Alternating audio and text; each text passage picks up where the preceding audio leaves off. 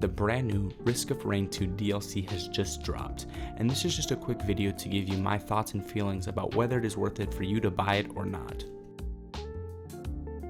In my opinion, the Simulacrum is the weakest reason to buy the DLC. It's a wave-based game mode in which you just try to see how far you can get, and I like this much less than Eclipse because in Eclipse there's at least an end goal, and this you just try to see how far you can get. I understand that this is more content, but I personally just didn't find this all that fun, and it is kind of really easy to get very OP, so it's a lot easier than just playing the regular game, whereas Eclipse is harder. I mean, it's there if you want to play it, but this probably shouldn't be a reason for getting the DLC. A quick side note is that one time while I was playing Simulacrum, I was in the middle of a pretty good run, and as you can see, I just got trapped in like a crate and I could not get out, and I tried for like a good 3 minutes. Long story short, I couldn't clip back out and I basically just had to exit out of the game. While this didn't ever happen again, it was pretty annoying, so do with that information what you will. I'm not going to waste your time. I love the new items and I love the new void items. I think they make the game feel fun, new, and fresh. The only slight caveat that I do have with them, and I'm speaking specifically about the void items, is that they are very strong and they do make the game feel slightly easier, since these void items, especially a lot of them, are direct upgrades to items already in the game. But this doesn't completely remove the difficulty from the game, and I still think it is fairly difficult. Now, I'm not going to show you any clips of the new boss because I truly think that it's better that you go in completely blind and just without any spoilers, because it is really cool and really interesting and I like the boss. But the only thing is that it is very, very difficult, and I could not even beat this boss on Monsoon.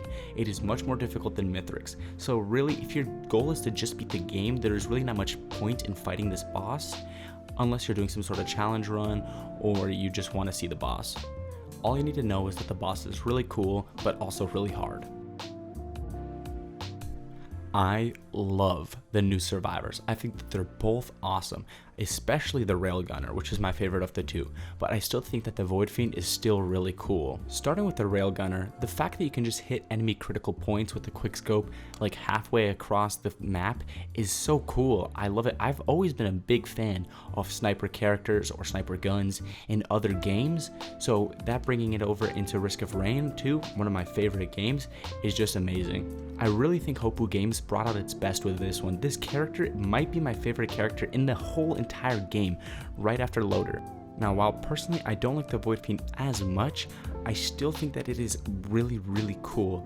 He's just so interesting, having to switch between the two states. Now, I'm not as good with Void Fiend as I am with Railgunner. For example, I have the Monsoon skin with Railgunner, while I haven't been able to beat the game on Monsoon with the Void Fiend, but nevertheless, I still think that he's really fun to play. Now, should you buy the DLC? Yes, I think it's great. You're supporting an indie developer, Hoppo Games, and it's just a really fun DLC. The characters are great, the items are great, the new boss is really cool. Now, the game mode is kind of meh, but it's more content. You can't really complain about there just being more. My only suggestion is that if you are a new player and you just got the game, I don't recommend that you get the DLC right away because it can be kind of overwhelming, especially if you're playing with all the new items and you don't even know if you truly really like the game. But if you have played the game for at least a month or so, I recommend you get this DLC. Or don't. I'm just some random guy on the internet and you can choose to spend your money however you please. Remember to like and subscribe to the video if you liked it. See ya.